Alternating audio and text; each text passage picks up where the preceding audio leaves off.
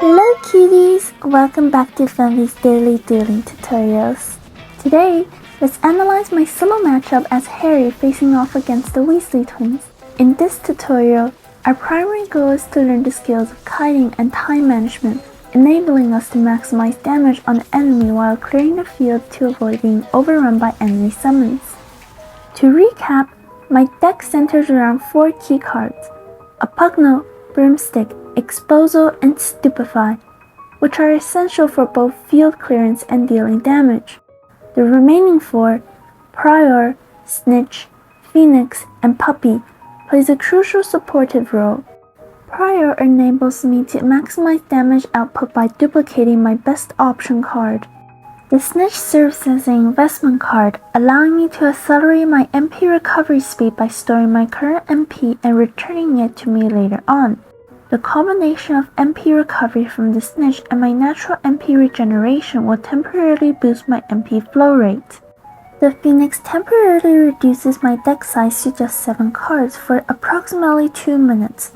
This enables a more efficient card cycling pattern, increasing my chances of drawing the cards I need when I need them the most.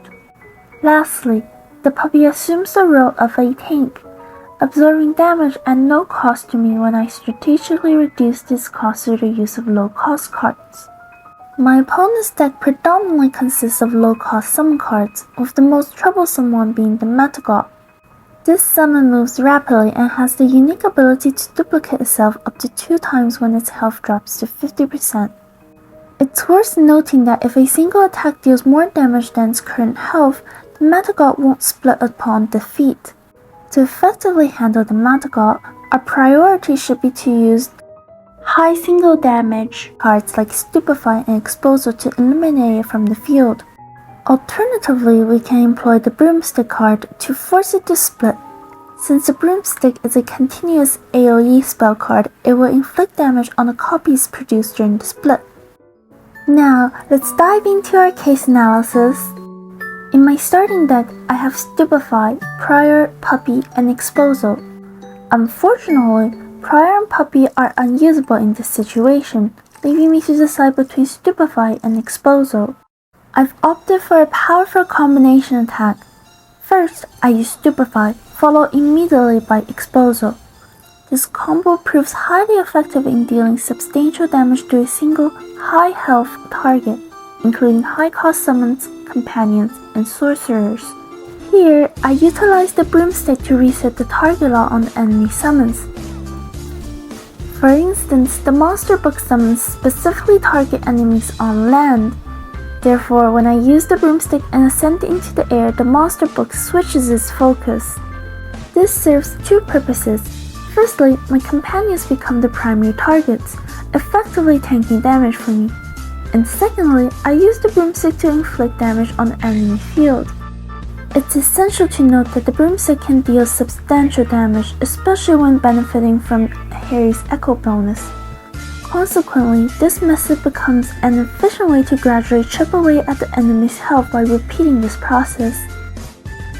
In my previous video, which was an analysis of a Harry match in a partner duel, I emphasized that deploying the Phoenix after 30 seconds is the preferred timing. However, in solo duels, the timing can vary depending on the situation. The primary reason for summoning the Phoenix after 30 seconds is to ensure it wouldn't return to your deck during MP acceleration, which occurs at 2 minutes in partner duel and 1.5 minutes in solo duel. The Phoenix typically returns to your deck around 2 minutes after deployment. Maintaining a clean 7-card deck without the Phoenix during MP acceleration is essential to effectively cycle through your cards for maximum damage. As Harry players, our card choice depends on the situation. When facing opponents with limited field power such as fellow spell slingers like us, a Pugno is the preferred choice. However, when dealing with numerous summons, Exposal or Broomstick are crucial due to their AoE damage against multiple deployed summons.